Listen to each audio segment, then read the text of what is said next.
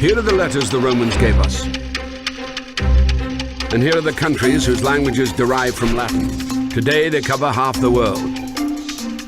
As for the ancient Romans, the boundaries of their state encompassed their entire civilization. The Roman peace, or Pax Romana, serves as the first example of globalization.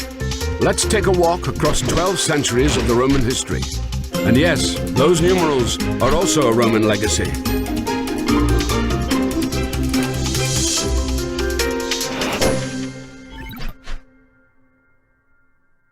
What is Rome?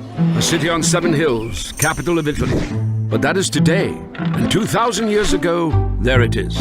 Another 1,000 years ago, there. A tiny tribal settlement of the Latins by the river Tiber. How did this manage to conquer the world? First, it was lucky with its neighbors. To the north, the Etruscans of modern Tuscany, a mysterious people whose language has never been fully deciphered. To the south, Greek colonies. These peoples all traded with each other. It was at the crossroads of their trade routes that Rome appeared.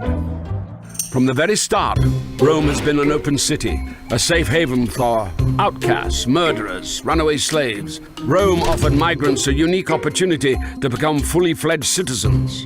This will make Rome the largest metropolitan city of the ancient world.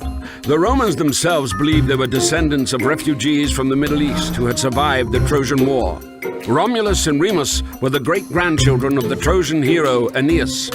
Nursed by an Italian she-wolf, the brothers quarreled where to site the future world capital. Romulus killed Remus, gave his name to the city, and became its first ruler.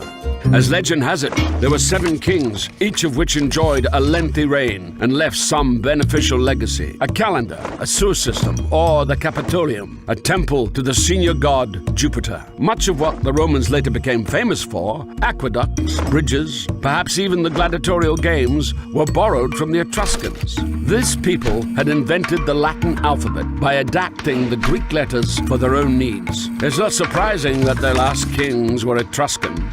Rome borrowed her military and government organization from them, while maintaining her stern, patriarchal simplicity. Tarquin was expelled, making him the last king of Rome.